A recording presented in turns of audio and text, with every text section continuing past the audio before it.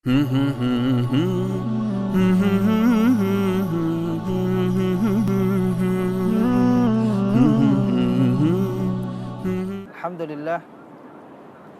wassalatu wassalamu ala rasulillah wa ala alihi wa sahbihi wa mawala. Ikhwan yang dirahmati oleh Allah subhanahu wa ta'ala, bulan Ramadan adalah bulan yang penuh ampunan dari Allah subhanahu wa ta'ala. Di dalamnya Allah subhanahu wa ta'ala membuka pintu-pintu surga dan menutup pintu-pintu neraka. Ikhwan yang dirahmati oleh Allah subhanahu wa ta'ala, tidak ada satupun di antara kita yang tidak pernah berbuat dosa dan kesalahan. Baik itu muamalah kita kepada Allah subhanahu wa ta'ala atau muamalah kita kepada sesama makhluk, khususnya kepada sesama manusia. Dan di bulan Ramadan ini adalah waktu dan momen kesempatan agar supaya kita kembali kepada Allah dan bertaubat atas segala dosa-dosa yang kita lakukan. Sebesar apapun dosa yang kita lakukan, ketahuilah bahwasanya ampunan Allah subhanahu wa ta'ala lebih besar dan lebih luas daripada dosa-dosa yang telah kita lakukan. Allah subhanahu wa ta'ala berfirman di dalam kitabnya, Qul ya ibadiyalladzina asrafu ala anfusihim la taqnatu mir rahmatillah innallaha yaghfirudz dzunuba jami'an. Katakanlah kepada hamba-hambaku yang melampaui batas atas dirinya sendiri, janganlah kalian putus asa dari yang namanya rahmat Allah subhanahu wa ta'ala. Sesungguhnya Allah mengampuni segala dosa. Ikhwan yang dirahmati oleh Allah subhanahu wa ta'ala, ada 5 syarat agar supaya taubat yang kita lakukan kepada Allah subhanahu wa ta'ala menjadi taubatan nasuha yang diterima oleh Allah subhanahu wa ta'ala. Syarat yang pertama, jamaah sekalian, ikhwas sekalian yang dirahmati oleh Allah subhanahu wa ta'ala, adalah taubat yang kita lakukan hendaknya didasarkan dan dilandaskan keikhlasan kepada Allah subhanahu wa ta'ala. Karena sesungguhnya Allah tidak menerima segala amalan ibadah kecuali yang ikhlas dilakukan karenanya. Rasulullah SAW mengatakan, Innallaha la yakbalu minal amali illa mad ubutugya wajhu.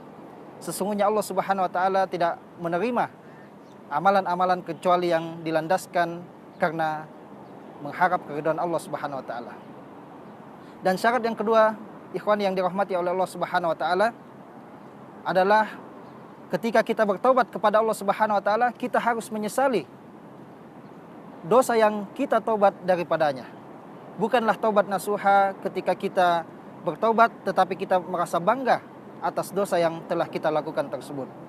Lihatlah bagaimana Nabi Adam alaihissalam ketika beliau tergelincir dan makan dari pohon yang dilarang oleh Allah subhanahu wa ta'ala, beliau bertaubat dan menyesal, lalu kemudian mengatakan, berdoa, Rabbana zolamna anfusana wa illam taghfir lana wa tarhamna lanakunanna minal khasirin.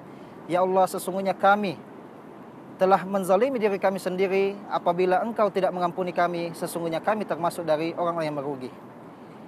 Ikhwan yang dirahmati Allah subhanahu wa ta'ala, adapun syarat yang ketiga apabila kita hendak taubat kita menjadi taubatan nasuha adalah al-azmu alla i'ada alaihi.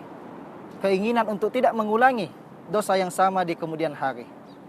Dan menurut para ulama bahwasanya apabila kita jatuh di dosa yang sama di kemudian hari, maka dengan adanya niat tidak mengulangi, maka itu tidak akan membatalkan taubat kita sebelumnya.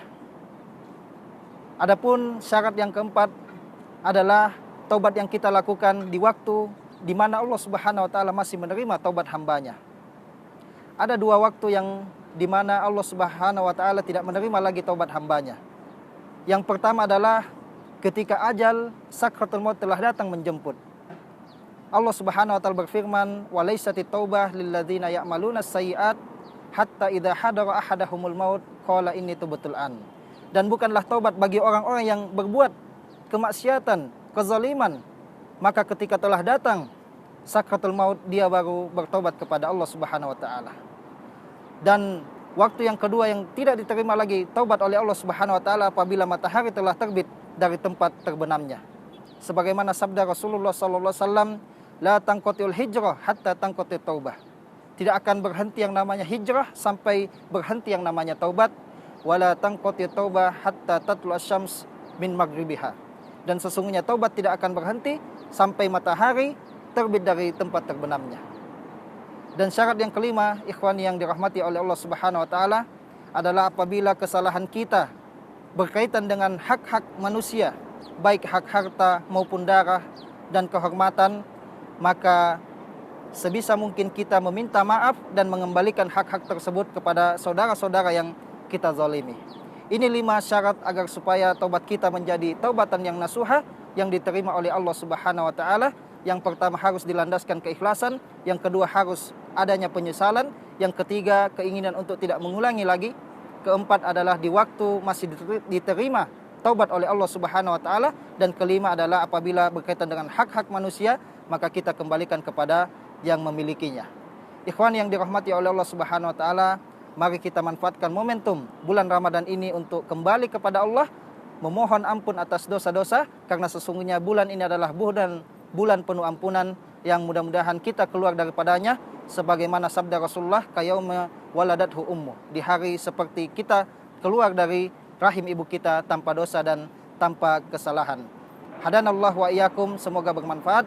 Wassallallahu ala nabiyina Muhammad wa ala alihi wa sahbihi wasallam.